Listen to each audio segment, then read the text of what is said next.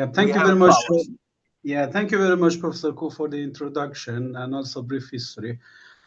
So today I'm going to talk about. I'm going to share my screen and then talk and then briefly talk about the topics that I'm going to discuss. However, as Professor Ku also mentioned, this is going to be a very interactive session. So it's ideal that it shouldn't be just a monologue that I just talk. Feel free to stop me and ask questions, give comments, provide feedback, and all that. So we want to have an interactive and informal session today. But for today's lecture, I would like to talk about tourist engagement in climate change action, and definitely I'm aware of that you are a part of Smart Tourism Center. I'm going to highlight the role of technology in smart tourism in my talk. So this is a very timely topic, and as just Professor Ku mentioned, one of the secrets of publishing in high quality journal is that you need to focus on timely topic, significant topic that frequently appears in the news, in the government reports. So a thought leader of the field are talking about. So that's why I thought that this climate change is a grand challenge internationally. So then we could simply say that this is a big challenge that is important to everyone in every part of the world. So everyone will be affected. It's like COVID pandemic, which was a global challenge. Climate change also is the same problem that basically, if you focus on, it's very easy to justify the significance of your research.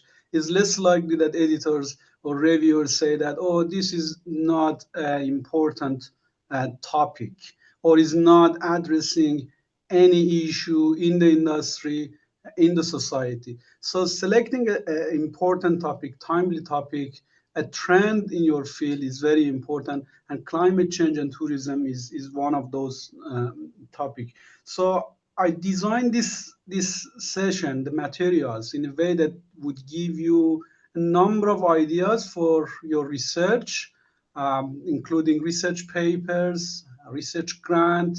So definitely you will have some takeaway at the end of this session. So for today, I'm going to give you a background of climate change and tourism industry, particularly for those that are not familiar with this topic. And then I will talk about the key drivers of the tourist engagement in climate change actions, because we believe that tourists also can play an instrumental role in tackling climate change.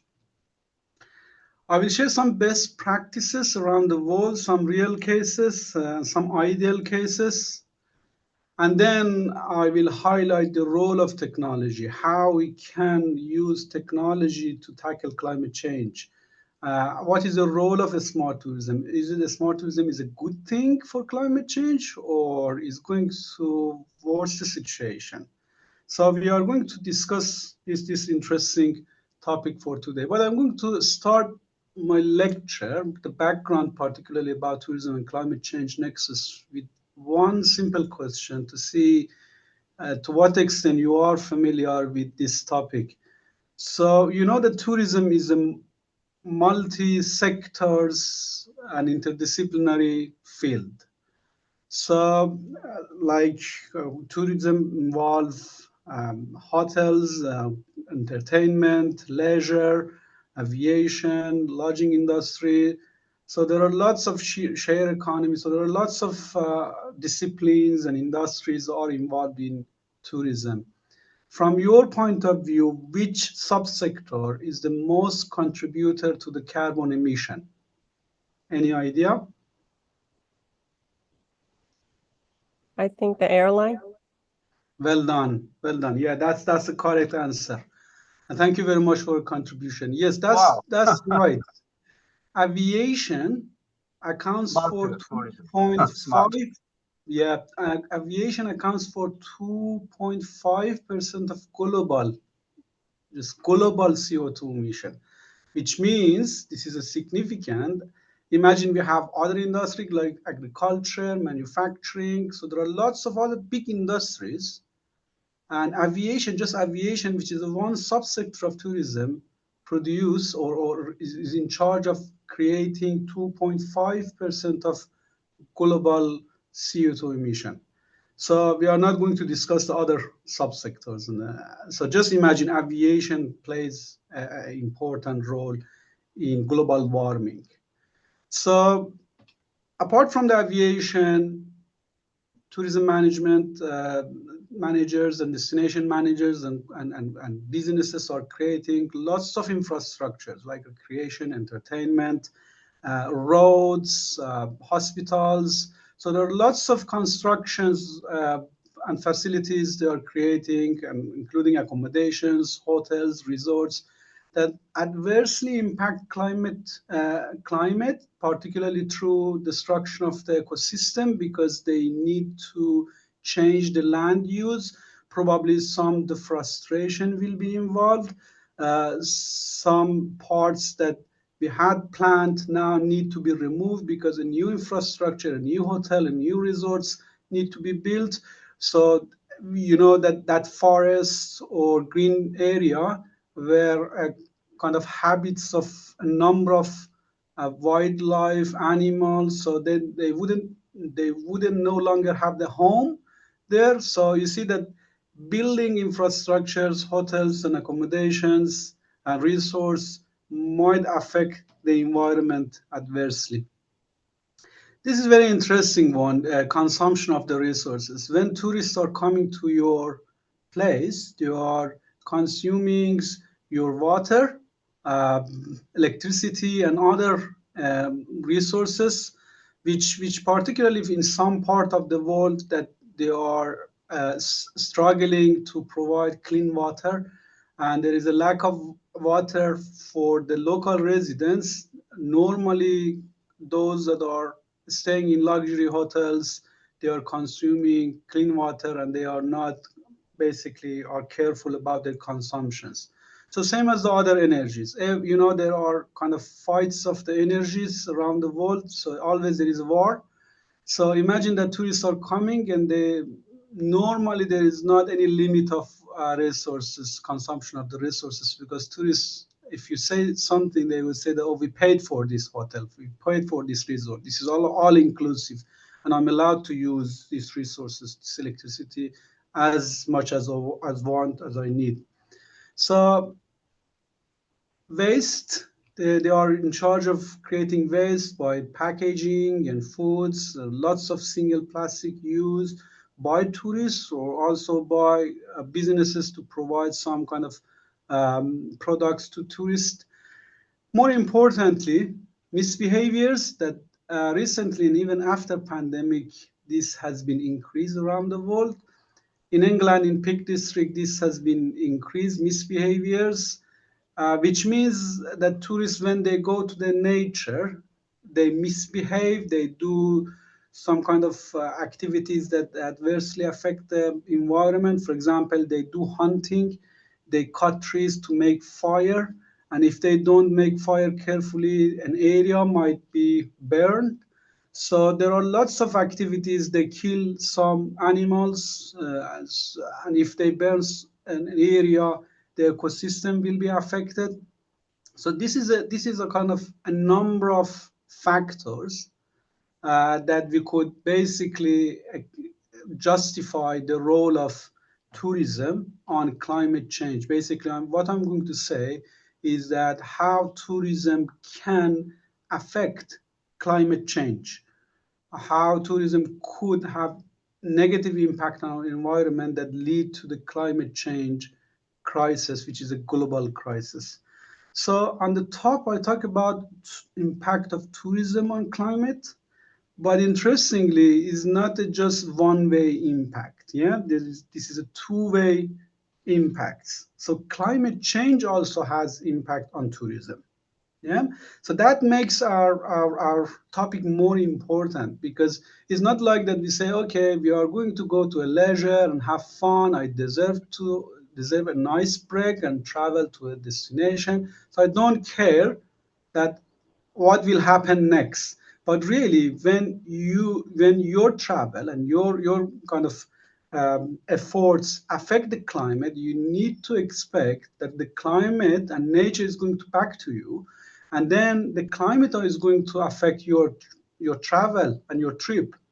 So that's why this is very important topic. So what are the impacts of the climate change on tourism? Obviously, natural disasters, flood, drought. So there are other natural disasters that basically is caused by climate change as a crisis on tourism. So there are lots of activities that are disrupted by flood or by other disasters. A number of events and festivals are interrupted or cancelled or rescheduled. So I published a paper in Journal of Current Issues in Tourism in 2009. That in that paper I mentioned that we need to do evaluation of weather, particularly for mega events. And in that paper, 2019, I predicted, I used some meteorological data and do some calculation and prediction, and I recommended that Tokyo Olympic 2022, the time is not good, and they is highly likely that they reschedule the game, and they did some of their sports and competitions reschedules. There are lots of activities and events that I can exemplify, including World FIFA Cup in Qatar, that normally for FIFA Cup take place during the summer, but because of the bad calculation and ignoring the weather, they had to change the time from summer to November, December, if you recall. So this was the first FIFA World Cup that not take place during the summer because of the weather. So just last week, what happened in the US, in Nevada, in the desert in Nevada, there was a kind of an event, Burning Man event, so interrupted by flood and severe weather. Something happened in last month in Korea, very heat, kind of a heat wave affected one of the festivals. So this is going to happen more frequently. And, and really there is a need to think how we can predict and how we can at least have a contingency plan, a backup plan when severe weather affect tourism. So obviously one of our argument is that tourism should provide positive impact on climate change. Yeah, but this is happening. Yeah, so tourism is not the only industry that is in charge of uh, global CO2 emission. Definitely tourism is going to affected, has been affected and will be affected by climate change. So that's why we need to be ready. We need to have some contingency plan, adaptive and mitigative strategies against climate change. So another impacts of the climate change on tourism is change of destination and season of travel. So I myself, I plan to travel to Cyprus over the summer, but my friend traveled there. And even in some places in Italy, in France, in Spain, and say that that is nightmare because is if you want to just get burned, go travel because it's too hot to be there. And now I heard that many people wants to travel to those areas, to those European countries, not during the summer. Now they want to change the season of their travel from summer to either spring or autumn. So you see that the season change, even destination change. God knows that they can't resist to go to travel and to a trip till autumn, till spring. So they might go to another destination. So in terms of competitiveness, climate change might affect the competitiveness of your destination. Yeah, comparing to the others. Health risk is another implication of climate change on tourism. So many people might be vulnerable, elderly, definitely they are going to be affected by climate change, heat wave, and it's not just severe weather. When the climate change, the whole ecosystem affected. So I recall that in one area there was lots of mosquitoes, and I asked local resident why there are lots of mosquitoes this year, because last year when I visited there were not this amount of mosquitoes, and they mentioned basically because the weather now is too hot, and that affects growth of some plants, and that plants attracts these mosquitoes, and there is no way that we could get rid of these mosquitoes. So there are lots of health risks involved when climate change and the nature affected, particularly by tourism or other activities.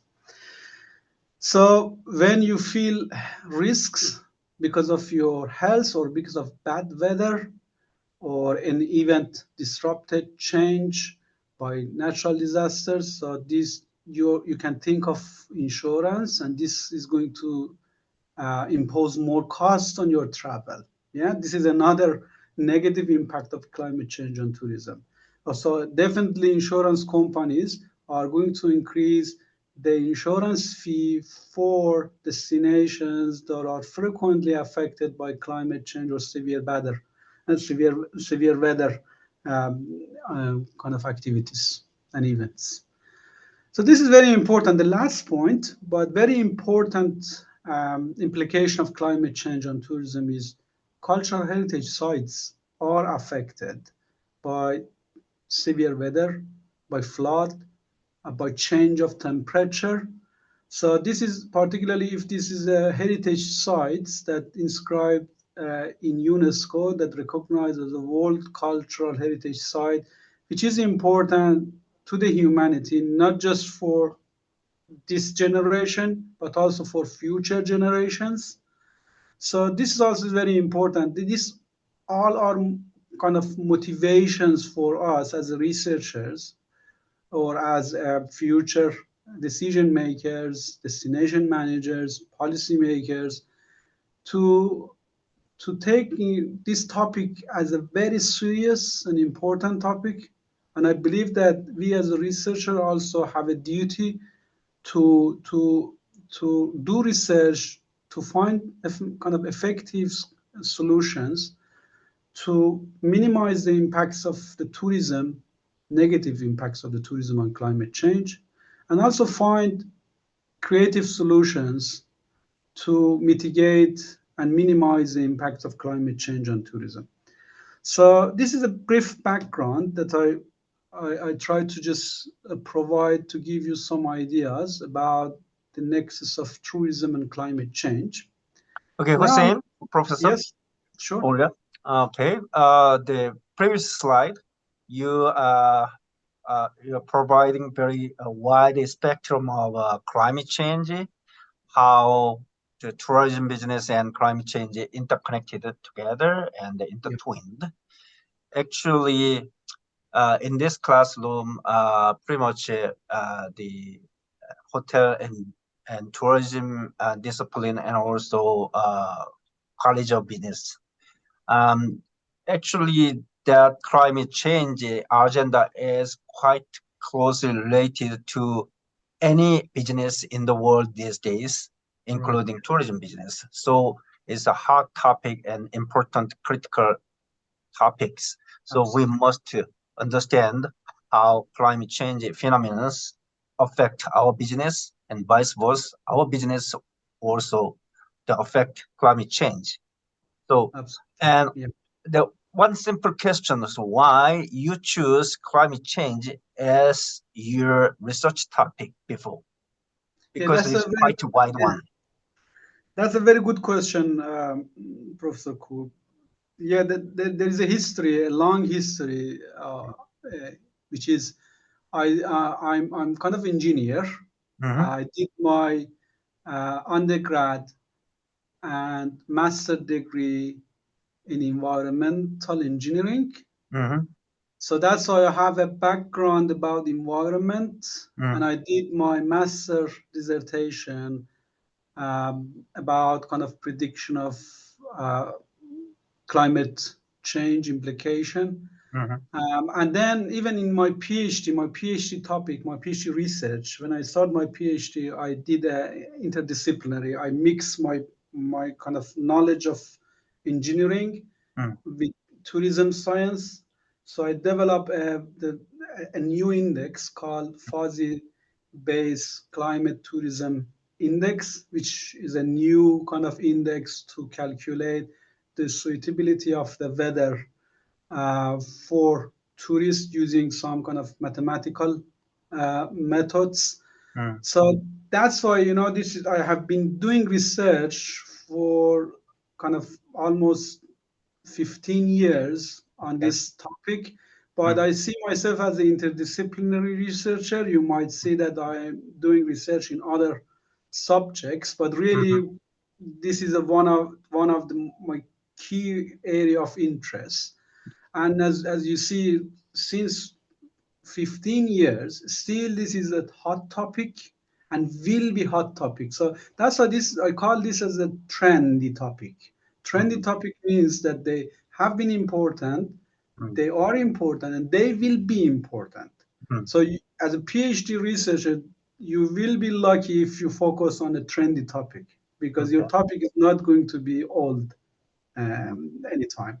Okay. So yeah, simply your question, which is a very interesting one, Professor Ko, is that Thank you very much. yeah, I'm Anyway, involved. quite understandable how we are widely connecting to the climate change, Yeah, the part from like an airline company to the heritage site yeah, yeah, is wide topic. Anyway, yeah. it's So yeah, good. that reminds me, Professor Ko, an interesting story. When I was PhD student in the Where did you second, get the PhD? I did my PhD in Cyprus. Cyprus. Yes, so Cyprus is near to Italy I know. and Greece, Mm. and also Turkey. So basically, what happened during my PhD, I kind of first time I did calculation of climate risk using some kind of quantitative formula, and I simply craft a paper, and then I submitted to tourism management. So as Mm. a PhD, and my supervisor, basically they were not expert in climate change and environment, so Mm. they just focus on other topics. So when I craft that paper and I give it to my supervisor mentioned that, okay, you can give it a try, see how that will receive. When I submitted, I got a revision and then I accepted. So you, as a PhD researcher, you will be very pleased to get a publication in year 2 of your PhD. So again, back to my topic, my first argument is very important that you select an important topic, yeah, because it's very easy to justify the novelty and importance and significance of your research. So thank you very much, Professor Ku, for the Oh, question. Is there any other question? I'm good. Yep. So still I'm doing research on climate change. Recently, with Professor Kim, one of your colleague in Kyung University, we we found that there is not any comprehensive framework that talk about kind of drivers of um, behavioral change among tourists in terms of promoting climate change actions. So for the first time, we run a number of interviews, and the context is Korea, with the experts from different disciplines to see really what they think about the key drivers of sustainable behaviors among tourists. And we came up with a very interesting result. We found that so if we want to do a change in the behaviors of the tourists, because this is a very kind of interdisciplinary and large topic, we found that we can't just simply blame tourists, because tourists are just one of the key actors. There are other key actors, even international organizations, destination management, even NGOs, businesses, governments, residents, and university researchers. Everyone really has a role to play. And we came up with the three levels of drivers. So on the top, which is a structural change, we found that basically you need to utilize technology and innovative digital tools as a driver to promote sustainable behavior.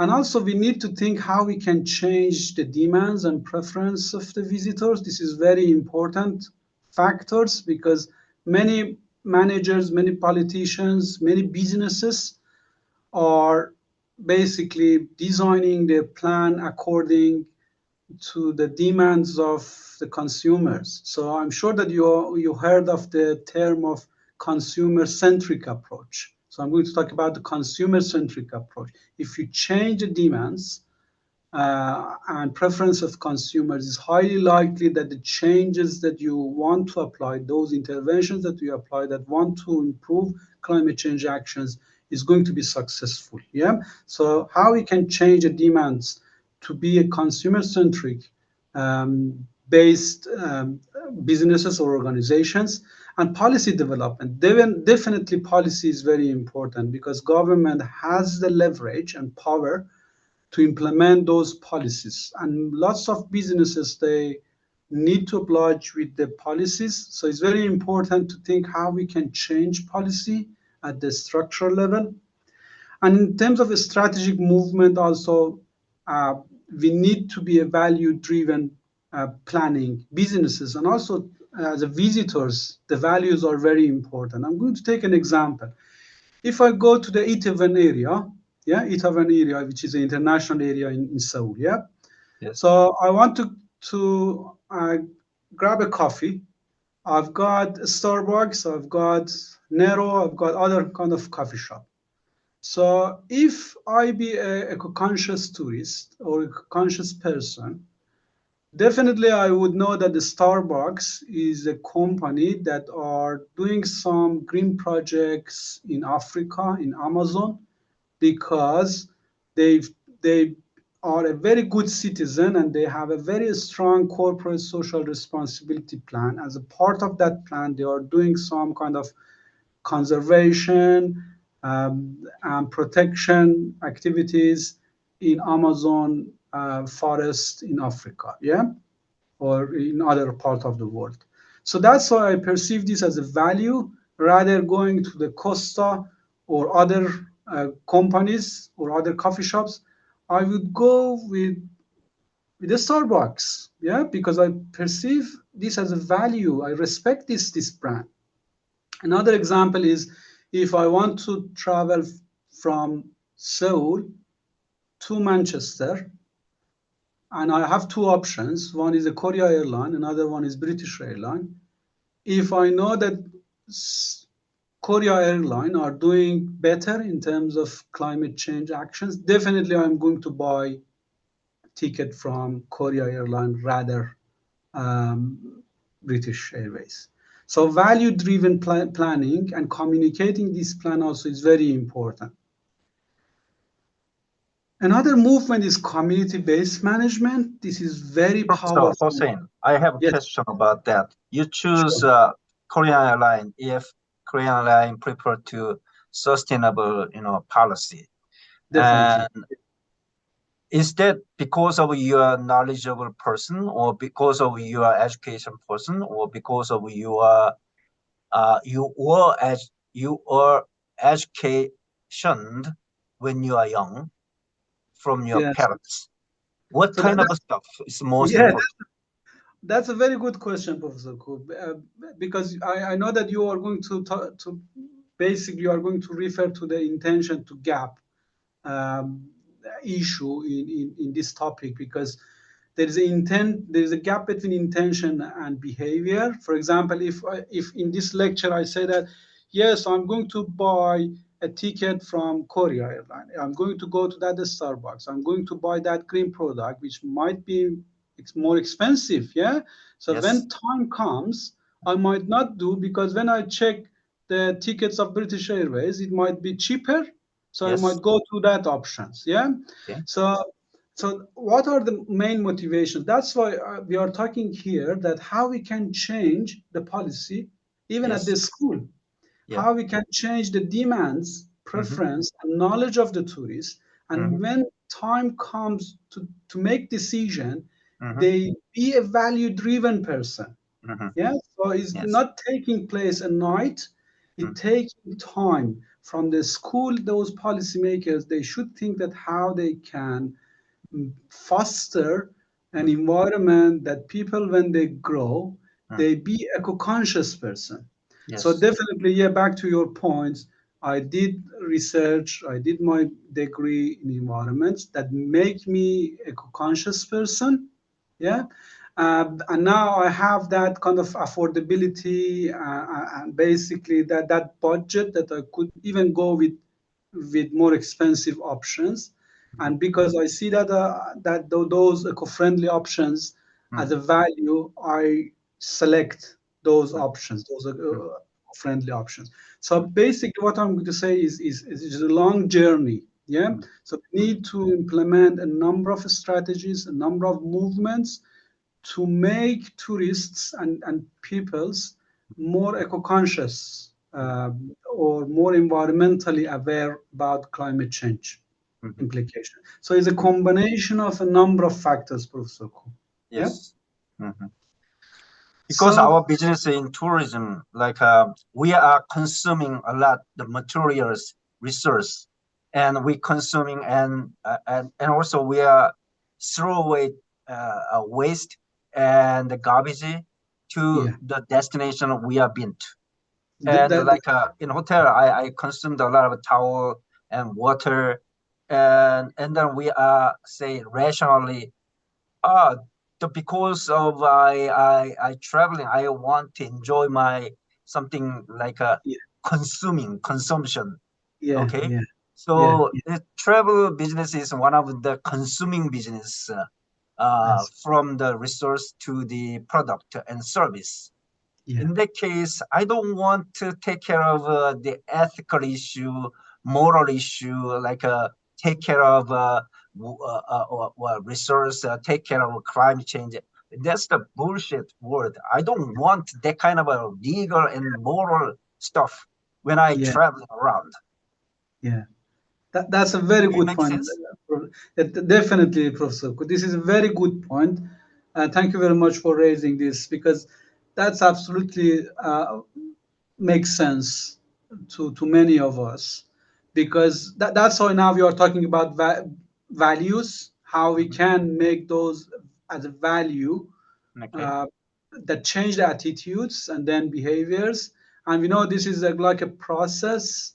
You need to be aware. We need to first kind of stimulate some cognitive factors like knowledge, Mhm. perceptions, making people aware. So these are like kind of initial triggers Mhm. that change attitudes, yeah, and then behavioral intentions and then behaviors. So Mhm. we know that this is a kind of a broad process that is not going to take place quickly, but that doesn't mean that we shouldn't take any action, yeah, because we have many peoples that they are doing great when they travel, yeah, and just take time. And to be honest, I'm going to take a personal example. There were a situation when I was kind of a student, and students always do calculation about their budgets and all that. And when I wanted to buy a kind of an option which is greener, I couldn't afford it, and then had to go with the other option. Yeah. So to be honest, yes, that your point also makes sense for a number of reasons. Or when I want to go to a holiday after a year, I say that, oh, definitely I deserve to have a good holiday, and I'm not going to think of anything, work, environment, climate change, so anything that is going to get me upset. So that's why I just want to go and have fun, consume as much as one as I can. So this is correct, Professor Ku. That's why we believe that this is an important topic. Yeah, we need to work, we need to plan, we need to change values, we need to change attitudes and behaviors.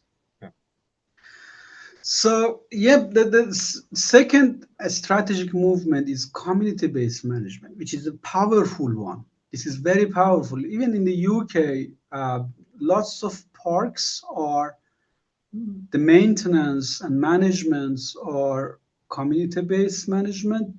So imagine is free. You know, the management and maintenance is free. How they do work? They build a community of the elderly people that they want to just have activity, have fun, stay connected with their fellow elderly. So they build a community as volunteers that could clean, do planting, and gardening in parks. So imagine as a government, you should be very lucky that you are kind of take care of your parks, your gardens, your green areas free of charge almost. Yeah, almost free of charge.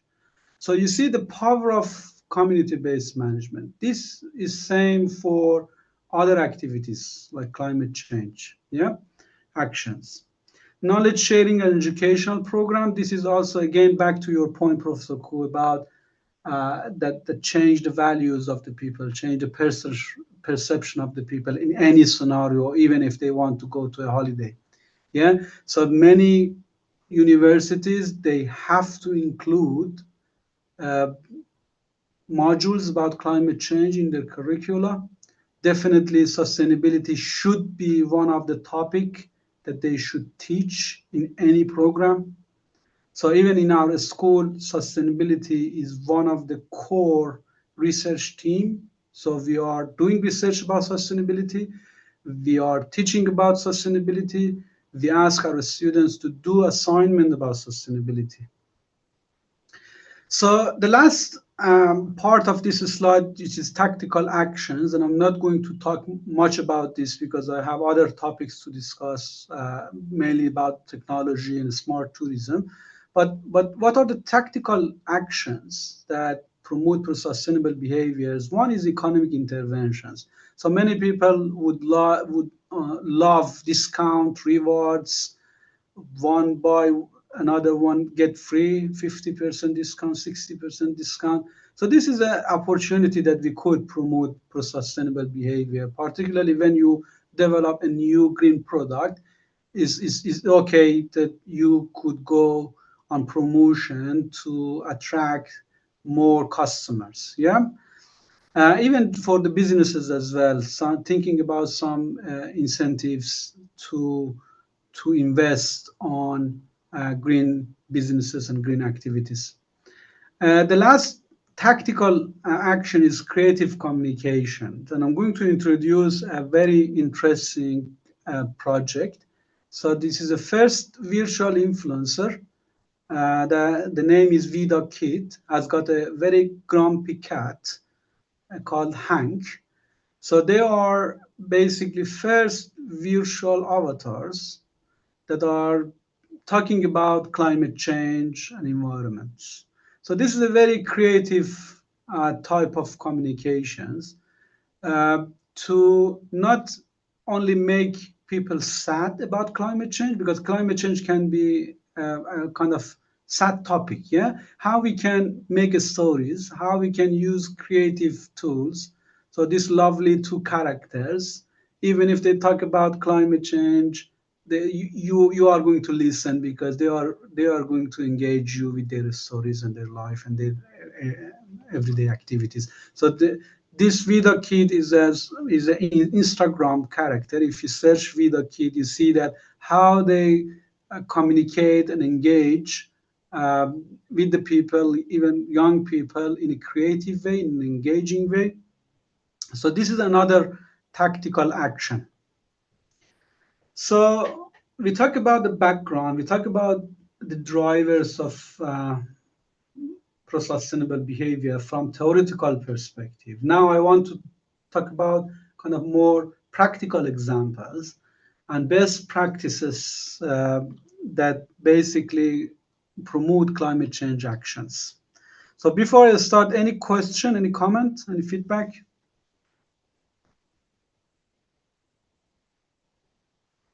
Okay, cool. So I'm going to talk about the best practices. So what are the best practices? The first practices is education program and materials for the visitors. So when they are coming to Incheon Airport, they see there are brochures, posters, multimedia displays and screens that they are talking about climate change and how Korea taking steps and doing practices to combat climate change and how tourists could contribute to those plans. Yeah. So and also some workshops. So I'm going to exemplify more in next slides. Again, back to the consumer-centric approach that I explained.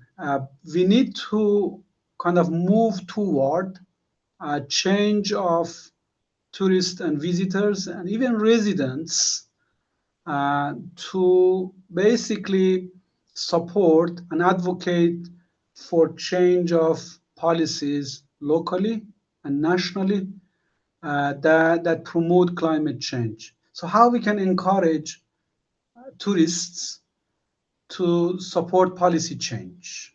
Yeah, I know that this is a bit ideal, but we will get there in next few years or decade, definitely. Another good practices that last week we were in visited Manchester. I just love that there was interactive experience in museum. They design some activities that engage visitors, and particularly they focus on sustainability.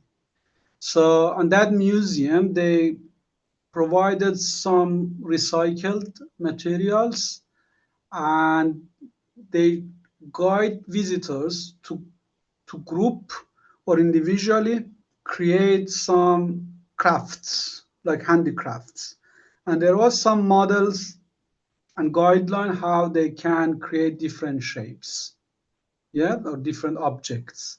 And then people were very excited about because they create something and they took picture, put on social media, and they talk about how this is fun and how this is a kind of eco-friendly activity. So there are lots of different interactive experience tourism practitioners could design to co-create value. And co-creation of the value is a very hot topic in tourism and marketing disciplines.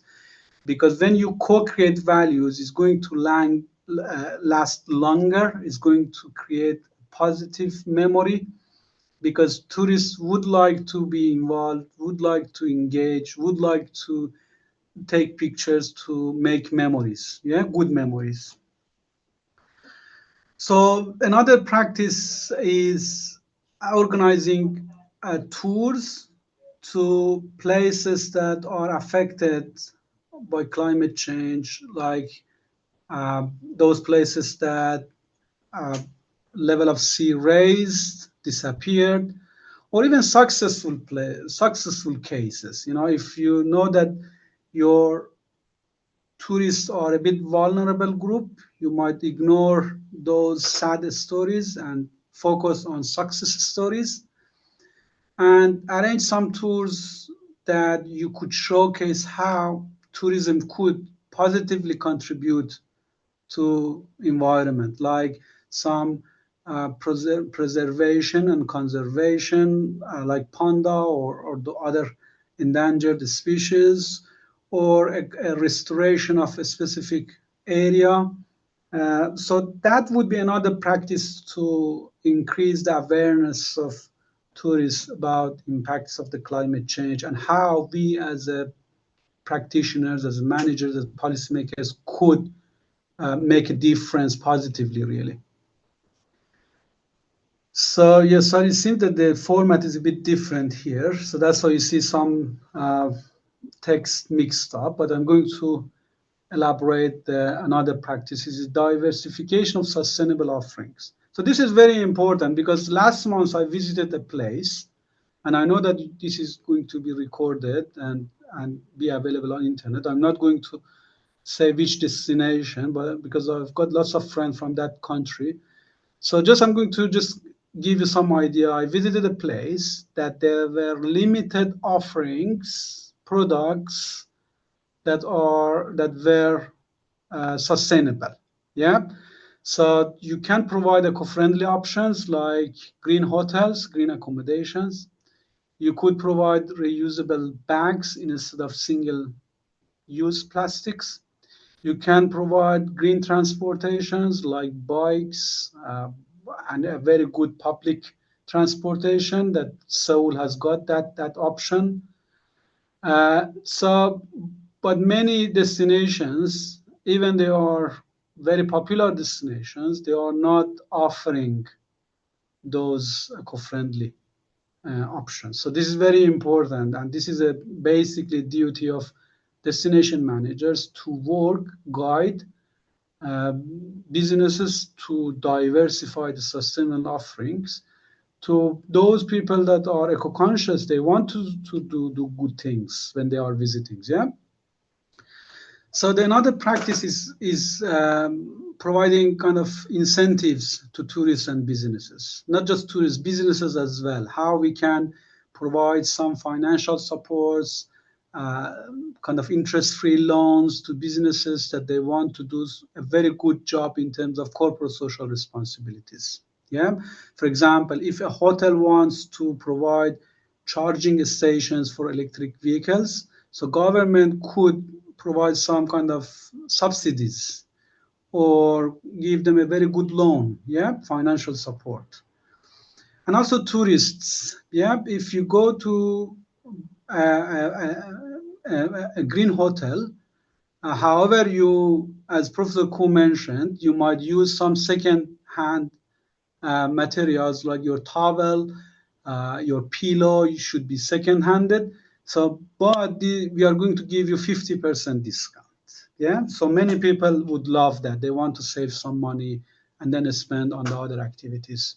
And particularly many countries, including UK, people are dealing with cost of living crisis, and offering incentives, discount, rewards would be a very uh, significant triggers and motivations to go and do more eco-friendly activities.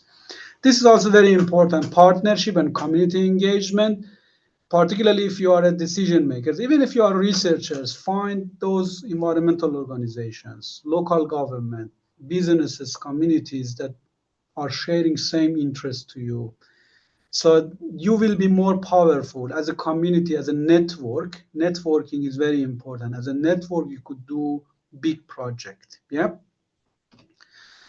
So the last practice uh, that is very, very important, and even developed countries are not implementing this practice, is evaluation, the impacts of the activities. Because it's a very technical step, it's a very technical practice, and requires skills, requires resources and budgets. And also, it's not just resources. We have a limited kind of methods to guide policymakers, project leaders, organizations to basically do evaluations. Yeah. So it's a skill, it's a knowledge how we can evaluate the impacts of our activities, because this is very important. You might do lots of activities, but you don't know the impacts. And the world changed. It was long time ago, it was very important if you say that these activities have been done. We run a number of workshops, we produce brochures, we produce kind of digital materials for screens and all that. So we diversify the offerings, but these are our outputs. These are our outputs, not impact. So you need to show that how these activities, these outputs, lead to the outcomes and eventually to impacts. Again, this is a process. And as British mentioned, how we can track penny that we spend to design those activities, implement those plans. And this is very important to convince governments and those funding bodies to show them like the budget that you provided, the resources that you provided to run those activities, those plans, lead to this impact. Yeah. For example, if we did partnership and did networking and train businesses to diversify the offering, and we spend £5 million. Yeah, thank you very much for providing that fund. So what is the outcome? How many tourists change their behaviors? Yeah, that is our impact. And you need to quantify that impact. You could say, yes, with £5 million, now more eco-conscious people, visitors are coming. The percentage of the eco-conscious tourists increased from 2% to 5%. That makes like 3% saving more energy, 5% increase of kind of uh, growing sustainable and eco-friendly tourism activities, increase of 6% green hotel accommodation occupation. Yeah, so you need to quantify the measure, and this is very important. And as a researcher also, we were aware that there is a lack of powerful methods. And recently uh, uh, my colleagues and myself, we developed a new framework that help researchers and also businesses and funding bodies and governments to track the impacts of their project, particularly for big projects. And we developed this new framework, and even we name it TOCRESA, which is the abbreviation for theory of change, three methodology: theory of change, realist evaluation, and a stakeholder analysis. Yeah, so we appreciate that this is a very complex topic, because it's less likely that people know all of these three approach. Normally, we have experts that know one of these methods, like theory of change. On the top, you see theory of change. I'm not going to go to the details of this model. I provide citations. If you are interested, you can read through this. So there are three methods, and we synthesize and integrate these three methodology and come up with a systematic and accessible model called TOCRESA for evaluation of tourism project, those large projects. And for the purpose of demonstration, even we explain how this TOCRESA could be used for a smart tourism project, because smart tourism projects also are very complex and large project, involve multi-stakeholder. And if you want to run tourism project in a sustainable way, even it's going to be more sophisticated. Yeah, that's why you need to have a good but powerful methods, a well-integrated model like TOCRESA, to help you to design the activities, to think about your stakeholder analysis, which stakeholder should be involved, how to involve, what activities you need to do to track the activities and evaluate the impacts of your project. So if you're interested, you can read through this paper, and I'm sure that this is people talk more about these methods. And the editor of the journal loved this paper, because they believe that it's not just about tourism. Other social scientists can benefit from this new framework. And also we suggested that this framework also could be applied in climate change topics, because every big challenge that requires multi-stakeholders involvement, they need a proper plan to track the impacts of the activities. Hossein, Okay, I have a simple question. sure. It's a very impressive framework, and you are publishing the top tier journals 2024 already. The things is a kind of stupid question. Is an image and framework and illustration is quite impressive. As a researcher, we are always thinking about the contents and information and value. But I always address to our students, hey, draw the picture very nicely and beautifully. This Yeah, is a yeah, huge impact to the reviewers. So I yeah, saw you this slide is quite very aesthetic, image yeah. Thank you very much. and framework. So what do you think as a researcher? Can you say like what I said? Okay, the very nice picture and drawing and the balance and that is an impact to the reviewers. Definitely, this is a very good point, Professor Ku.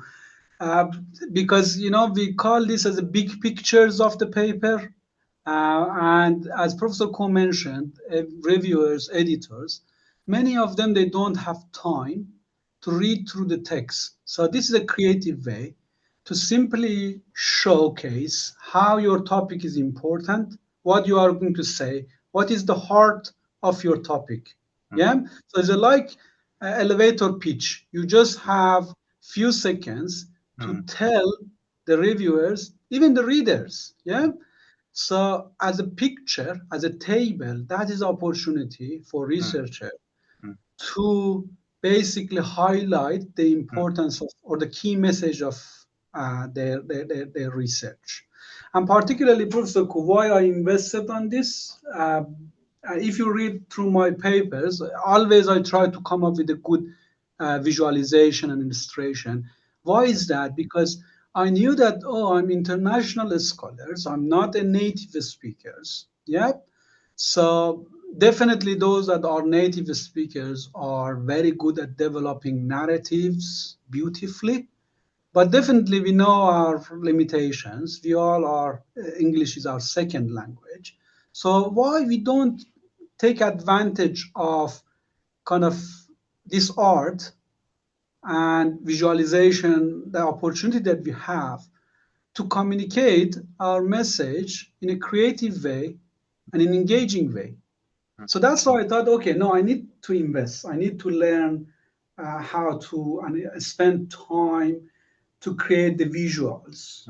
Yeah. So this is very important, and thank you very much, Professor Ku, for highlighting this Yes, point. definitely. A lot of the top tier researchers, they are providing the content as well as the visualization impactfully Yeah, to the reviewers and editors as well.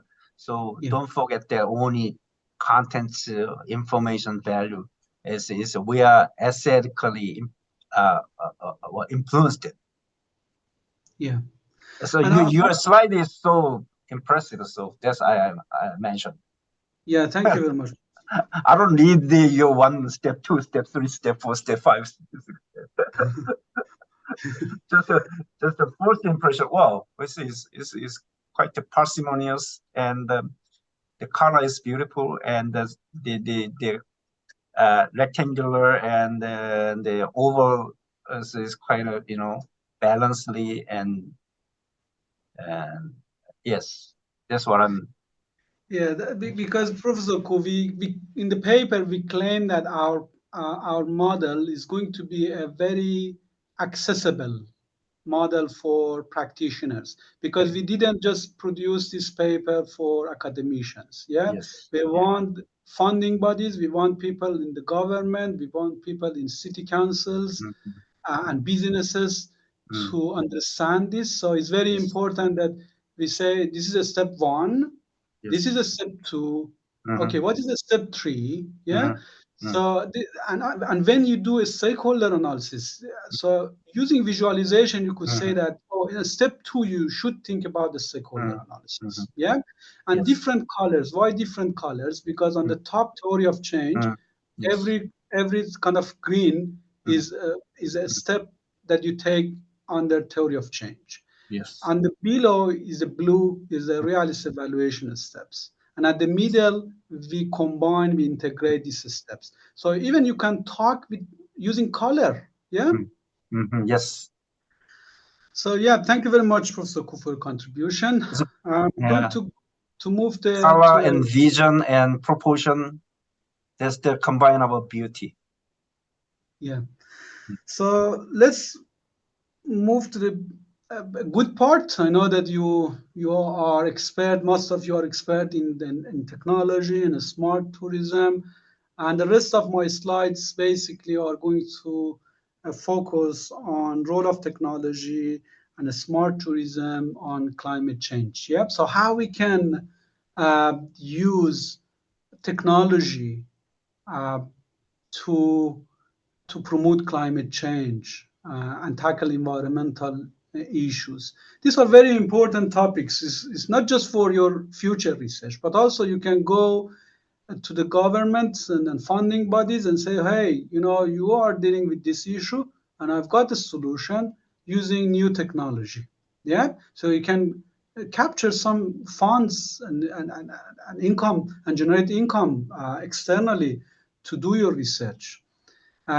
So there are lots of issues about over tourism. Yeah, a place is very crowded, and even European countries like France, Italy, and Spain, now they came up with a solution to distribute kind of activities from popular destinations to remote places where there is a less number of visitors. Yeah, so as a solution, but they use a very kind of old-fashioned approach.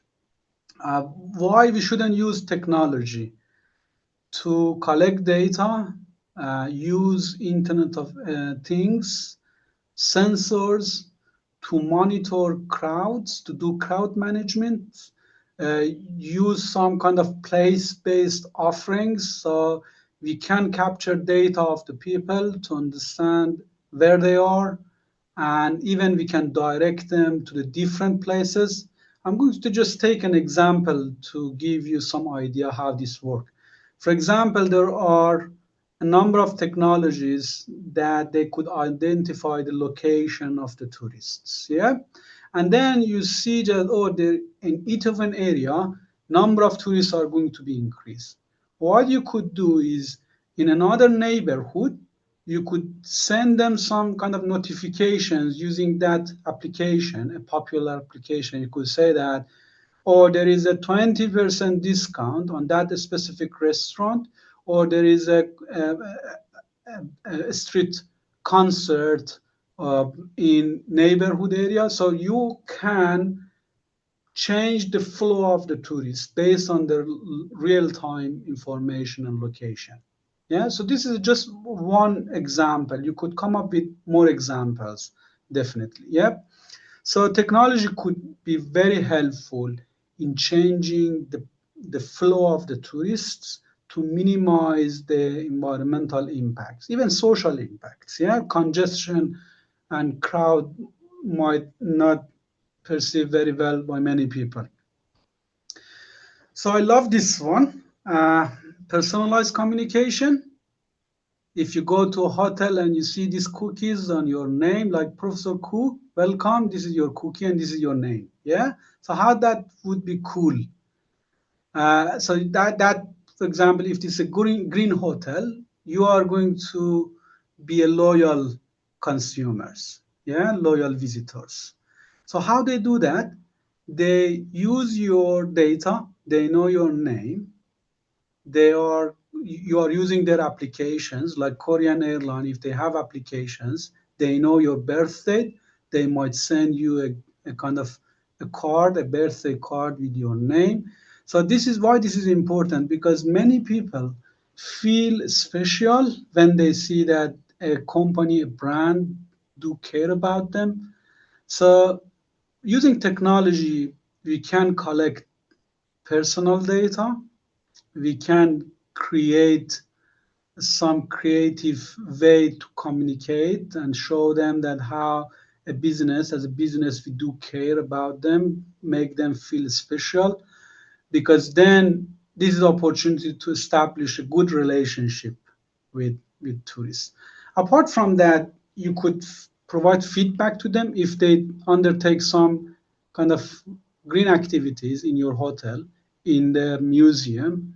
So why not send the pictures, send kind of their carbon footprint, the positive impact of their activities, share with them. They feel satisfied from themselves and they feel very positive because they believe that they played a role. They might show your feedback when if you send it using email, a picture, or via their applications. They might show it to the others and they might brag about this. They might, bragging means that they might show off about that. They might say that, oh, look, I visited Manchester and then I undertook this active green activities. And this is, I made this handicraft and this is the picture. This lovely business also company or museum sent this to me. So that they want to show off. They want to say others, look how I'm a good citizen and take care about climate change and all that. So personalization, personalized communication is a very interesting and powerful option that technology could help green businesses, even organizations like Visit Korea. They could say send personalized communication to the tourists to encourage them to promote climate change. So yeah, the another opportunity that technology could unlock is sharing good experience and building communities using online platforms and social medias. There is a one research in tourism management that talk about using Twitters as a platform that residents in Japan, they are promoting tourism. Um, so it was not about green tourism or green activities. It was just about general tourism and the power of social media in changing behaviors. But I recommend that why we shouldn't create virtual communities to share experience, connect people with the same interest, think about networking, yeah, expand the networks, um, educate and inform people using those platforms. Many people, they want to contribute in climate change activities, but really they don't know how to do. Yeah, why not we just promote, even create some social media campaigns and use some hashtags like this happening in the UK a lot, that you see that one hashtag is getting trending and the hashtag is peak littering. Peak littering means that you are going to go to a beach and then collect the litters from the beach. And then you see that the hashtag is trending in Twitter. And when you click on the hashtag, you see that people are making plans to go on the weekend on one of the beach to clean the area. Yeah. So then using this kind of free and very powerful platforms, you know what's happening and you want to play a role and you want to, again, remember, you want to brag about your activities. So I think that there's a great opportunity to for the practitioners, for the kind of decision makers, and also for researchers. We need to do research to what extent these are effective and think about even doing comparative studies, which technology is going to be more effective. So we talk about different technology, yeah, personal communications, Internet of Things, sensors, and also social media and online platforms. I'm going to talk about another technology, uh, virtual experience in the events, in the museum, because many people, including myself, might feel kind of boring in historical and cultural museum. Why not? We should provide kind of this interesting technology like virtual reality, augmented reality to engage tourists and not just educate them, but also inform them about the consequence and implications of climate change. You know, using these scenarios, we can create virtual reality package or augmented reality package to offer an immersive experience to the visitors to know what will happen in the future if they don't contribute to the climate change actions. So they might see that a place, a cultural heritage or museum that they are in now might be full of water, yeah, or might be affected by bad weather. How that might affect it, and that would be scary. Yeah, you need to be careful that you are not kind of negatively affecting the well-being of the people. So you need to make it in creative way and make sure that they are just feeling that this is a kind of just virtual experience. Yeah, it's not, shouldn't be very kind of believable and real thing. Yeah, so you need to be mindful of the well-being of the visitors as well. So, but I'm going to talk about really the opportunity and the power of kind of technology like VR and AR to to showcase the impacts of the climate change in our planet, even in our tourism activities. And also, all of us know that many people might not be able to travel physically, disabled tourists, people with physical mobilities, people that might not afford a travel to Asia. So I know that in England there are many people that they would love to visit Korea, and I always highly positively about my experience of living and working in Seoul.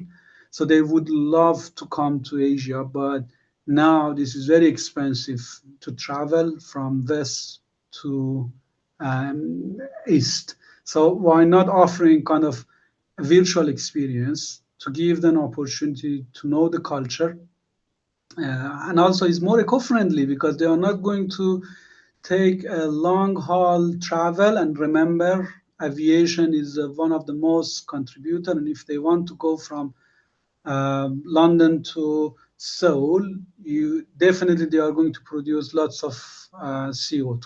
Yeah, so this is an even more eco-friendly option. So yeah, we talk about the opportunities. Now, this big project, these big ideas. Definitely there are lots of opportunities, but at the same time there are lots of challenges. So I want you to think about the possible challenges. What are the challenges of using technology to promote tourism activities, ecotourism activities, and green activities? Any idea? What would be the challenge? And this is also very important because this could be a topic for research. Yeah.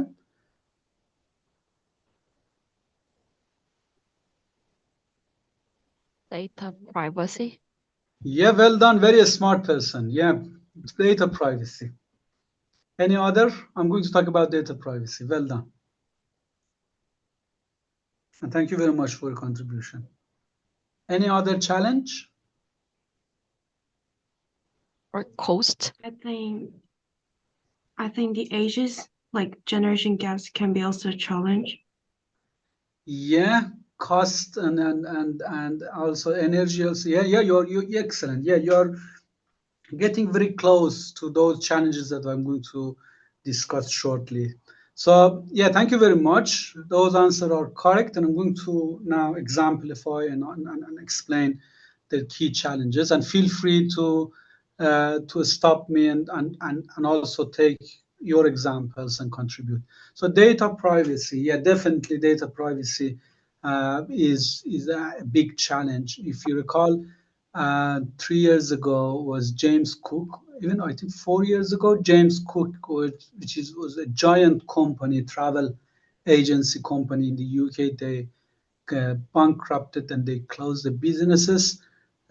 Short after that announcement, uh, another news came out that the information of the travelers' personal data breach, there was a leakage, and always, even the company might not sell this information because they are important information, they can sell it. We are not going to accuse the company that they sell the personal data, but there are hackers that they want to steal this information, and particularly when a company collapse or close or shut down, definitely there wouldn't be IT experts, because there is no any such kind of company and structure that pay those experts to protect the information. So that would be easier to access the information or steal the information. So in general, I'm going to talk about the cyber security. And it is not just about tourism. All business sectors, they are dealing with this big challenge. Even giant companies, every year they are getting together in different places. In 2014, I remember it was in London. They regularly get together to talk about this cyber security.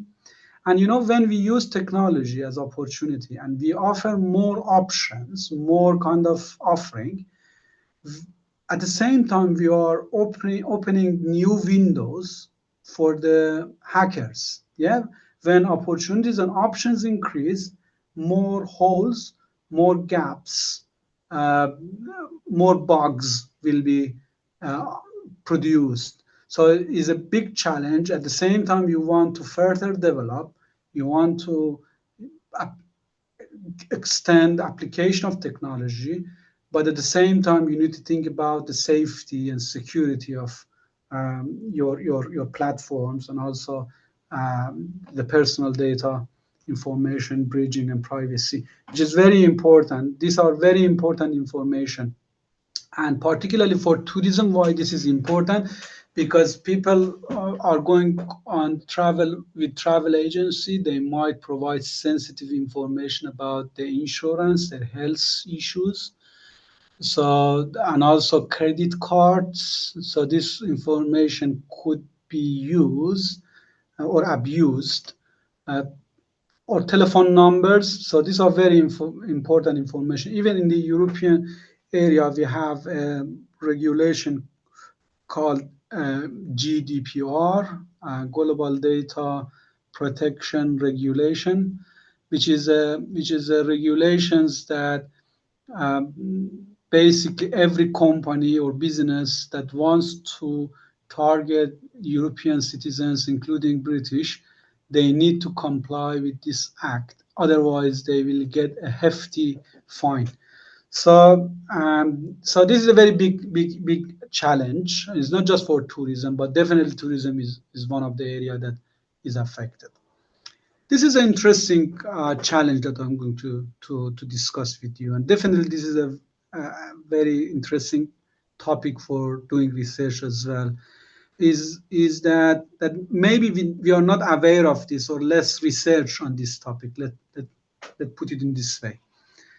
When you offer more technical options and use technology, smart tourism, yeah, imagine you go to Seoul in 10 years and everything is automated and smart.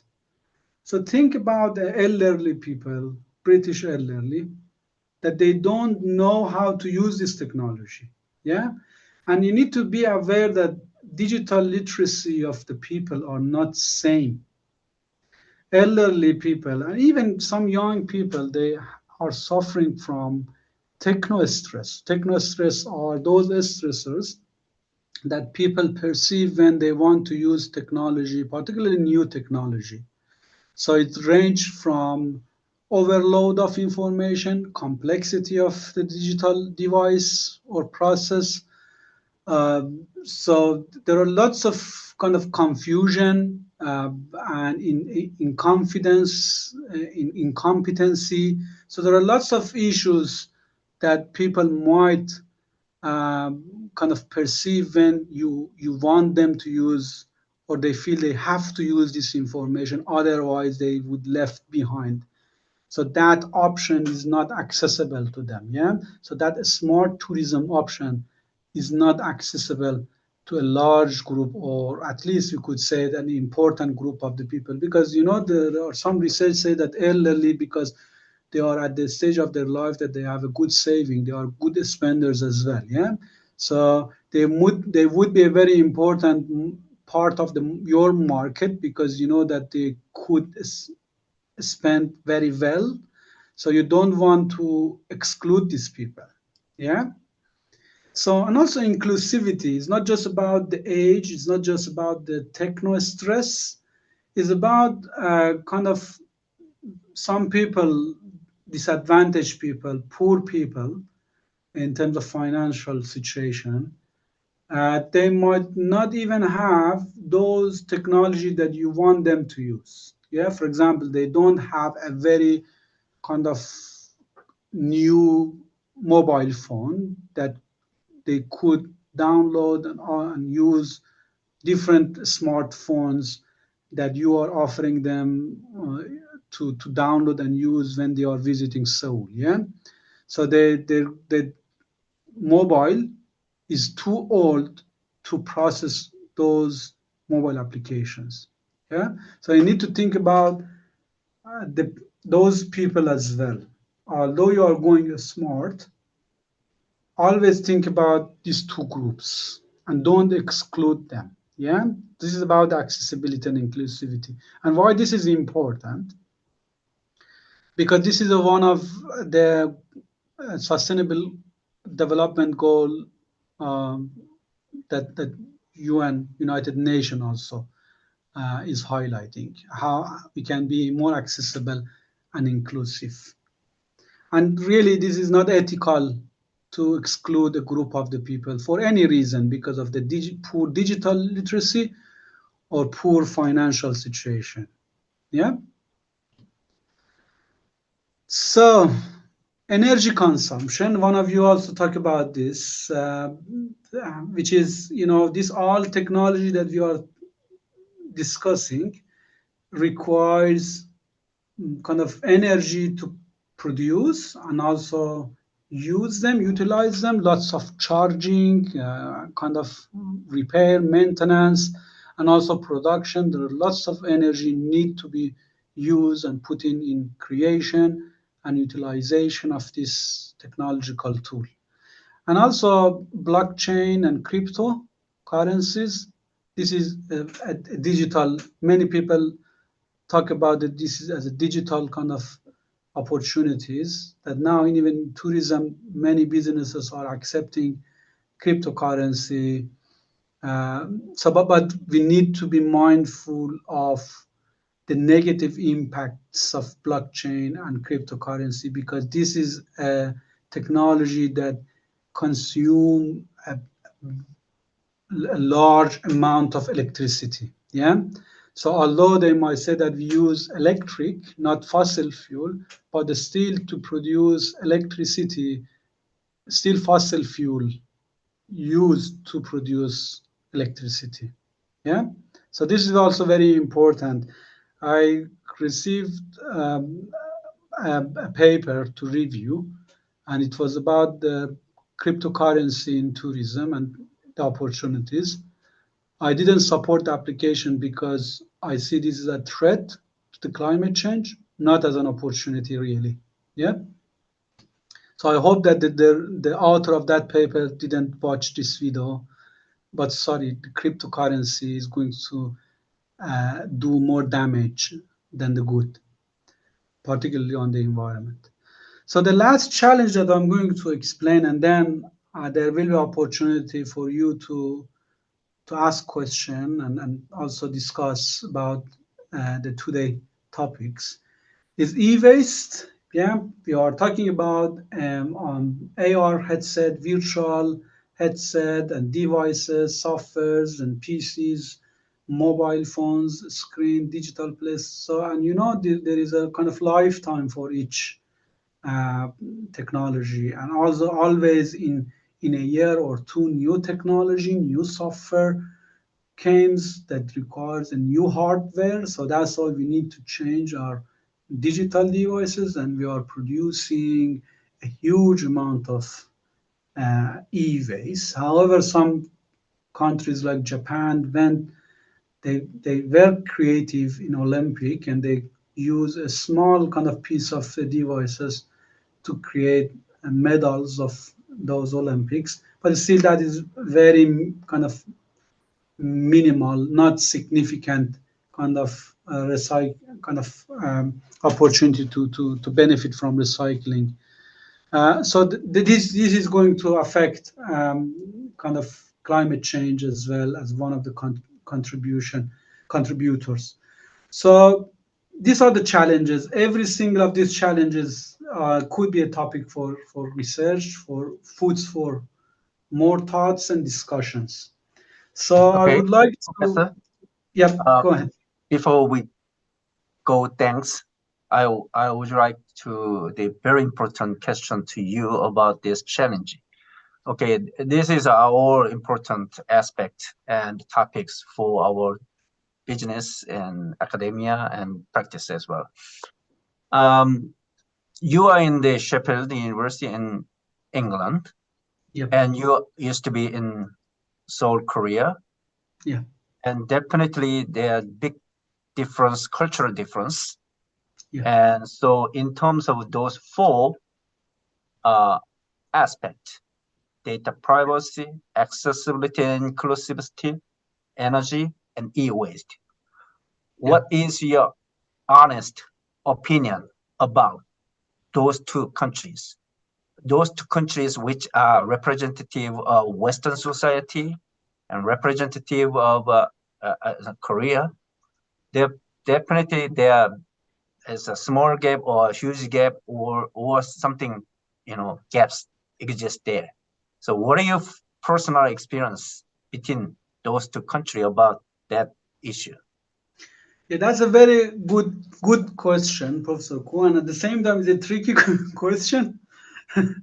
So I, yeah, I, I ask you the honest answer. yeah, that's why. Yeah, that's why. So yeah, but this is a very good point to understand kind of different culture, and Professor Ku, this is a very good question because that could be a topic for research to look at the uh, kind of cultural differences of these challenges, and particularly visitors and residents' reactions and consumers' kind of reactions in these Mhm. challenges against these challenges and solutions that we offer to tackle these challenges. But generally, my experience of you living in the UK and also living in the Seoul, South Korea, is totally the two countries are different in terms of application of technology. And I'm going to be honest, Seoul is much ahead of UK in terms of using technology. So you are ahead of at least Sheffield that I'm living in terms of using technology. In other words, you are more smarter in terms of kind of technology applications. Yeah, and this is there's a cultural differences. British people, they wouldn't like to. It's not like that they are not able to do inventions, because all of us know that the first invention, like television, a British invented television. So that what I'm going to say that is not about their capabilities, it's about their intention. They don't want to be swamped with technological advancement. I don't know this is a good thing or bad, but this is a different culture.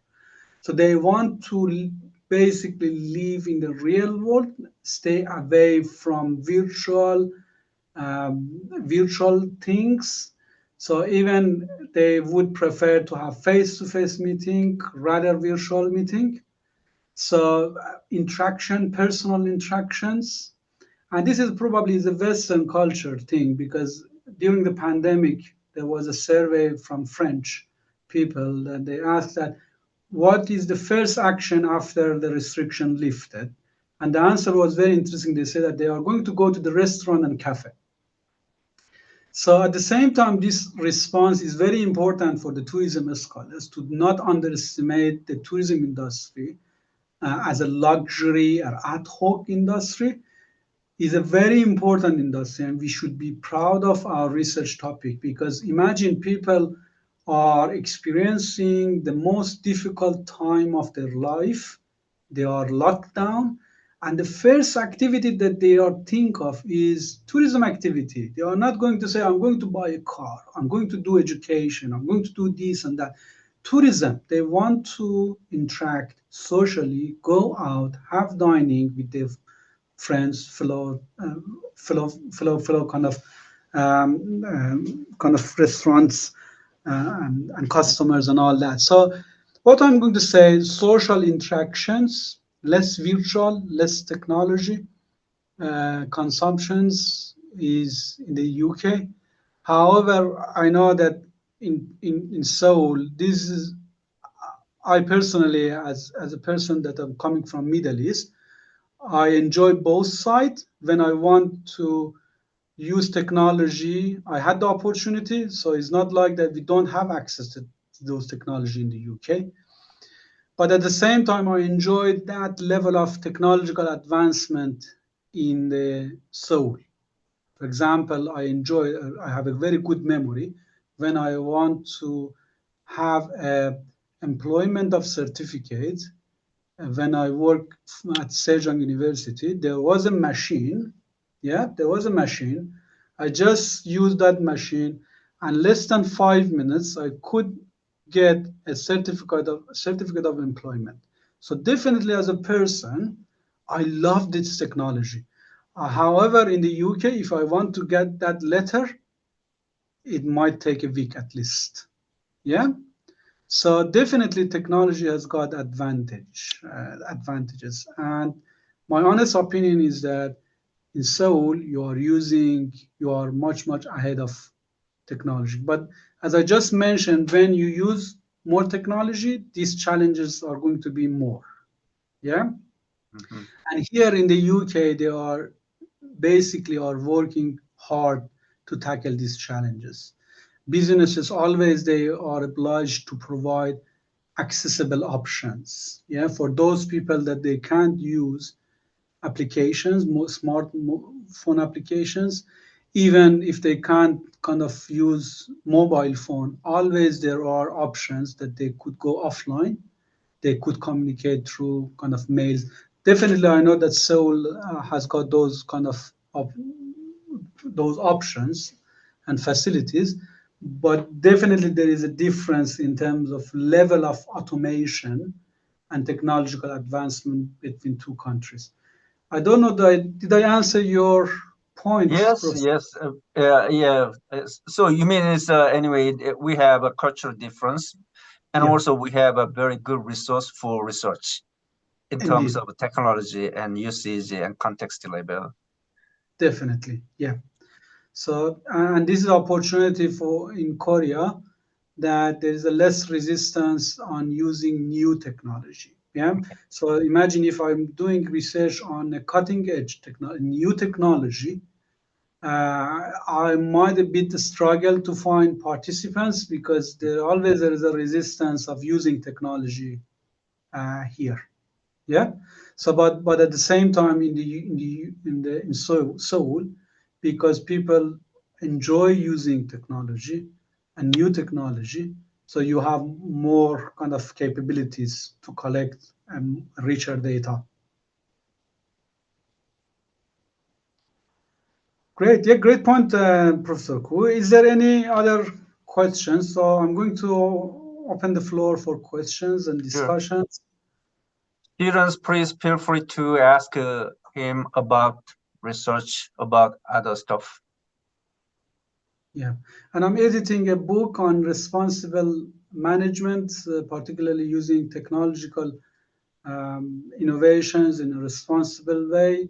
Emerald, which is a prestigious publisher, is going to publish this book. And if you have any kind of interesting idea, just simply send me an email, a proposal, and then we can work around this. And I'm editing a couple of special issues about sustainability in marketing and hospitality, GCHM, and also psychology and marketing that basically welcome the topics about sustainability and their applications in tourism and hospitality.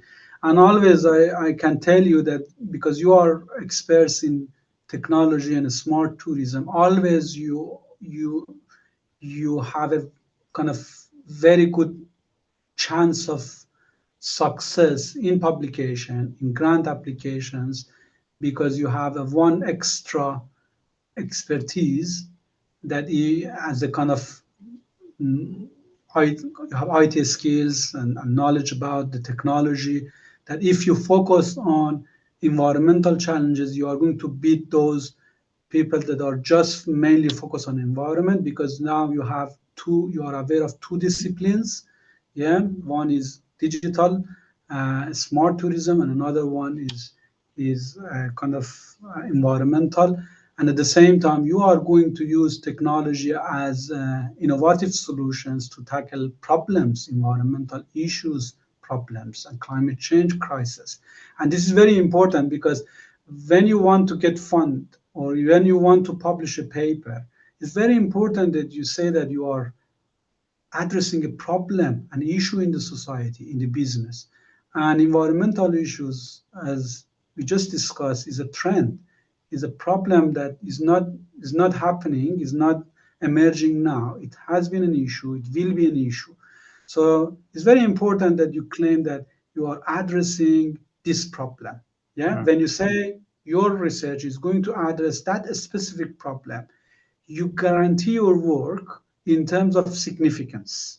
Yeah, and that received very well from the reviewers and editors perspective, and even funding bodies, yeah, government, because definitely they want people and researchers to come and solve their problems.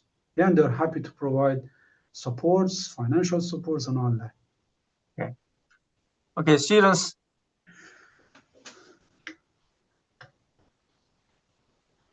Professor, I have a question. Sure. Can you hear me? Yes. Okay. I'm just wondering about the outcome or profit of the sustainable behavior of a business. As you know, sustainable, I mean I think the profit or outcome of sustainable behavior is quite difficult to measure. So I think many business entities or the MO, even though the MO, they don't know how to measure the sustainable outcome. So what do you think about the outcomes of sustainability, some kind of such as the number of travelers or the profit of business? So I'm not sure what is the outcomes of sustainable behavior of business or DMOs. So yes. That's a very, very good question, Yerin. And this is a very kind of cutting edge research, because even in marketing, they are struggling with evaluation. And I just mentioned that the reason that we published the paper in tourism management is because we don't have a strong and powerful method of the evaluation. And you need a kind of high level of expertise to be able to evaluate, and also resources. Yeah, you need to collect data, you need to make a plan, you need to collect data, you need to analyze data. So imagine how much resources you need: expert, data analyst, interpreter, those that could create visuals to reports. So it's not simple, that's right. But what is back to your question, what is the motivation, what is the benefit and outcome? I'm going to take an example. So corporate social responsibility is a very important point, motivations for companies. Yeah, because they know that there are a group of consumers that they perceive values if they be a good citizen. Yeah, so many companies like Shell company, like car companies that they are talking about green, or even a Starbucks that I talk about kind of the making plants and forests and all that. So what is the relationship between a coffee company and forestation and making plants? Is there responsibility? No, there is not any connection between an energy company and environmental act. Why they are doing this? And they are putting huge investment, million pound every year. Why is that? Because they want to change their image. They want to improve their reputation. Yeah. So, and one of the measure, the outcome is there is a systematic way to measure the reputations. Even there are international metrics, and even there are some companies that they are in charge of measuring the reputations of the big brand. Every year you see that they are reporting top 100 champions of the CSI. and how this is good, and that is one of the outcomes that you could claim about the impacts of your activities. And as a business, as a destination managers, yes, you could do other kind of activities. You might not have resources to recruit an international company to investigate the change of reputation. But what you can do is do surveys in different times before the intervention and after the intervention, and then compare the feedbacks of the visitors, the feedbacks of the even residents. Yeah, if there is a less littering, so before intervention and after intervention, you can compare the means of the resident perceptions about the congestion, about the pollutions in the area.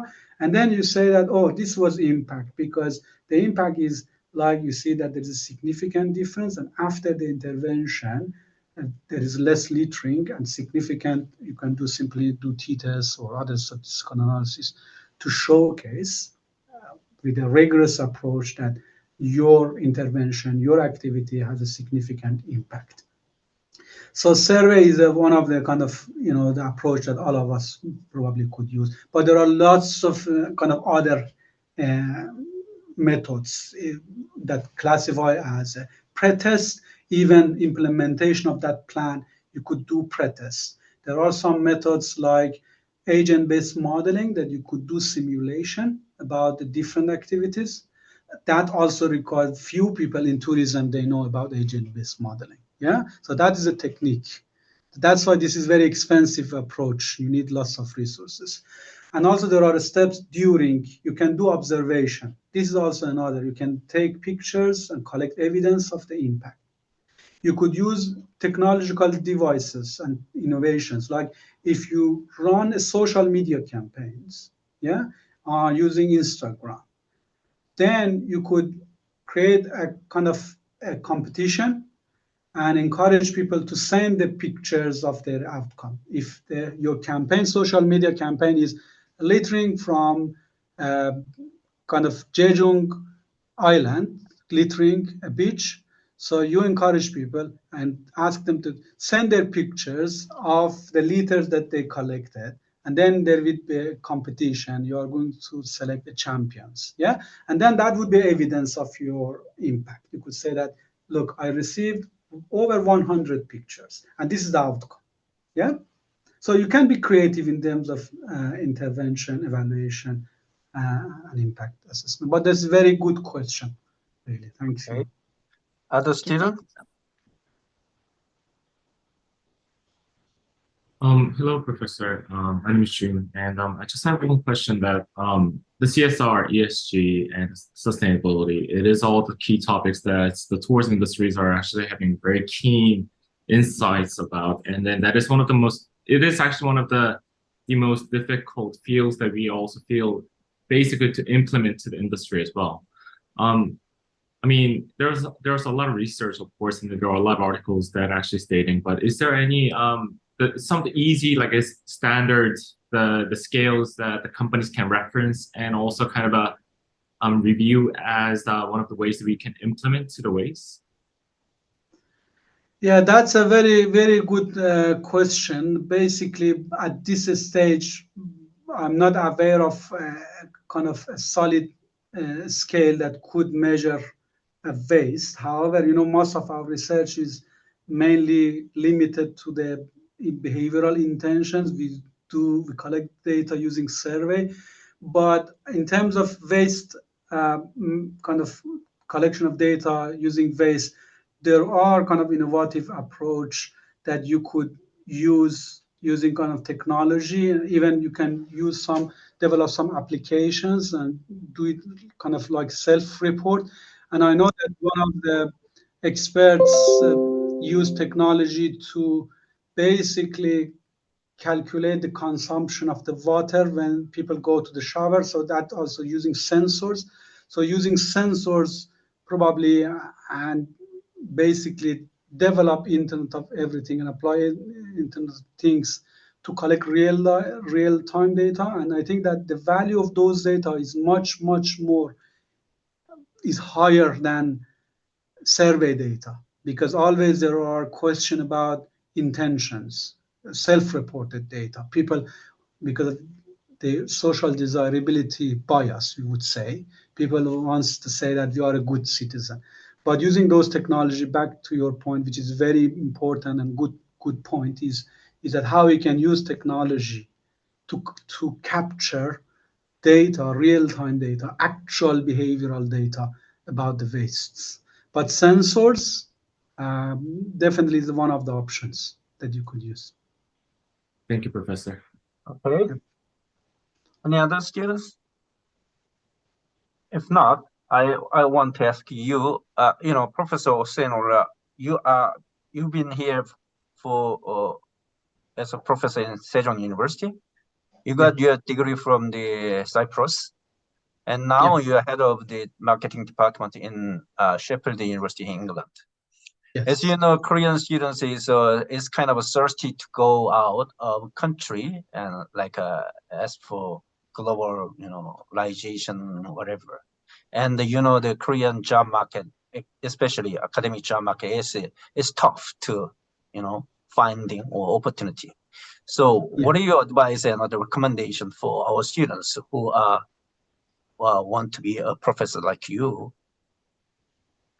Yeah, that's a very good $1 million question, Professor. Who is that? Definitely publication, doing impactful research is one of the pathway to be successful. And I would suggest to, again, this is the topic of our today's lecture was that how, because you have a talent in technology and smart and all that, why you are not using those talents and skills in the topics that Western countries now have concerns, like social issues, like environmental issues. So that would be a kind of an opportunity to justify the significance of your research and how you could be helpful and useful to their society, to their research agenda and teams that they are basically are pushing for, and make your research more aligned with the international topics like sustainable development goals. So that basically today we discussed a number of kind of research ideas. And hard work, Professor Ku, work day and night. If you ask people at the Sejong University, they would tell you that some nights I just standed and worked there, and at 8 a.m. I saw the head of the department in there. When they came to the university, I just left the university because I worked last night. So hard work is another key of success, Professor Ku. Hard work, hardest work. Yeah, it is. Okay. Other students?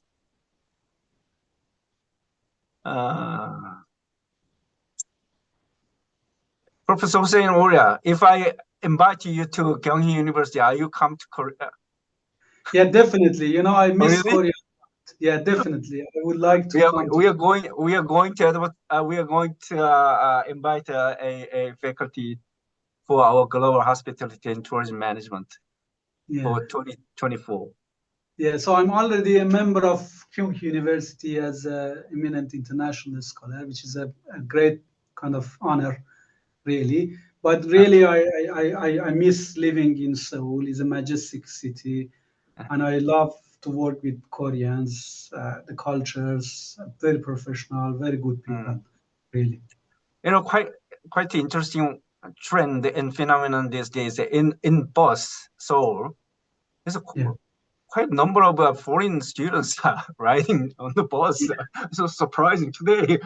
Quite a number of the people from outside in Seoul, and metro and the bus is quite surprising. Yeah, because they love the Korean cultures because of drama, K-pop. Korea managed successfully to showcase the culture and many people around the world, they love the culture. Even we have young people in our family that they love, Korean culture, K-pop, BTS, and all that. So even in the UK, in the University of Sheffield, when I joined from Oxford University to University of Sheffield, in the second week there was Korean festival. Because we just came from Seoul, my wife and I attended, and then we just impressed that how many people they love Korean culture in Sheffield. It was a very big event organized by the university. So you see how this is important, and definitely it's not a surprise, Professor Koo, that you see that there It's by native English, not Korean. So it basically the organizers English, but they involve Koreans in the UK to be a part of that. So there are lots of activities kind of guided and implemented by Koreans as well. But many participants from Britain, which was impressive on that time, really. Okay, I see. Great. So yeah, it's a almost 2 hours seminar and presentation. And I once again I'm deeply appreciate your contribution and dedication to our students. As you know, Koreans they are smart and hardworking, but indeed, sometimes a bit shy to they represent themselves to the open space, especially in class time. Yeah, but there were lots of good questions and comments from you and other participants, and it's a great honor. Really, I enjoyed this session, and thank you very much, Professor Koo, for the invitation. Looking forward to meeting you all in the future. Thank you very much. I look forward to see you in a conference coming soon, and I have a great weekend. Great. Thank you very much. Thanks, everyone. Thank you. See you soon. See you soon. Dear student, enjoy your Friday night. See you next week in the morning. 감사합니다. 감사합니다.